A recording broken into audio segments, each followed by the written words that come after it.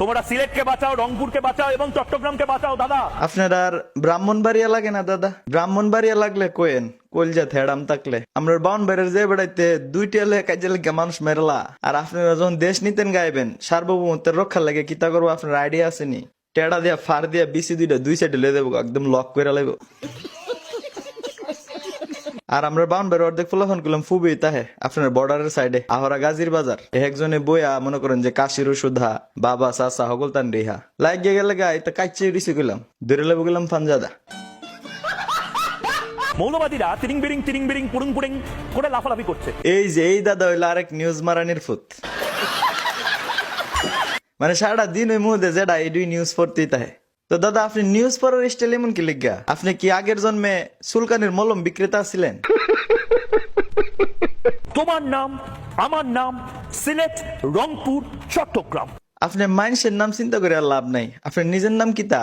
এ কিও ভাই দাদার নামটা কি একটু বাসায় দেন তো স্ক্রিনে। কি এটা লেখা? ময়ূখ রঞ্জন ঘোষ। না না, নামটা একটু ভুল হইছে। আপনার নিউজ পড়ার স্টাইল আর আবল তাবল গাওনে কি বুঝা জানেননি? আপনার নাম দেওয়ানোর দরকার ময়ূখ রঞ্জন ঘোষের জায়গায় মুরুক্ষ রঞ্জন ঘোষ।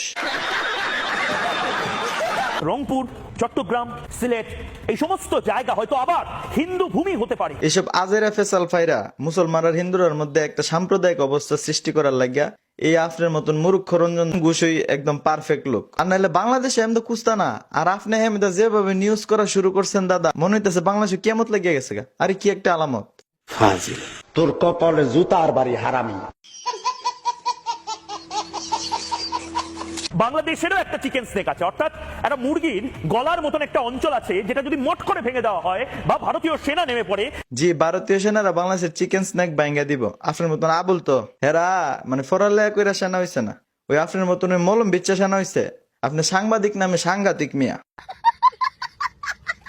বাংলাদেশ এদিকে কুস্তা না, আর আপনি হেমদা যে একটা চিল্লাচিল্লি শুরু করে নিন আর বাংলা টিভির পর্দার মধ্যে আয়া, মানে হেরা তো আপনার দিয়ে হবন না পরে যদি মলম সলম বেচাইতো দিনে লাখানেক টাকার মলম বেচতালে নিলে।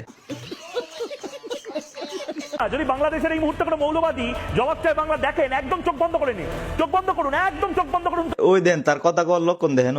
মানে ভারতের মানুষের প্রতি তো বা ভারতের প্রতি তো আমরা কোনো বিদ্বেষ নাই। আমার পার্সোনাল বিদ্বেষ হইলো এই যে মুরুক্ষ রঞ্জন ঘোষের প্রতি। মানে কথার লক্ষণ দেখছেন নি? ভারতের কাছে আকুল আবেদন, উনার একটু আপনার একটু আগরতলার সাইড দিয়ে বাংলাদেশে ঢোয়াই দেন না, ব্রাহ্মণবাড়িয়ার দিকে দুই তিনটা টেড়া কেন কইরা আমরা বাউন্ডারি বেড়াতে পিছনে গুজ্জা দিল হইলে যাতে কথা না বাইর। ফেনী যদি দখল হয়ে যায় চট্টগ্রাম কিন্তু স্বাধীন হয়ে যেতে পারে। ওইও তার কথা শুনেন, ফেনি দখল করে লেব ভারতের সরকার তারে কইছে এমন একটা ভাব লইতেছে যেমন মোদির পরিবারের লগে তার সোয়ালের নাস্তা করে আর হাইনজালা বাথা।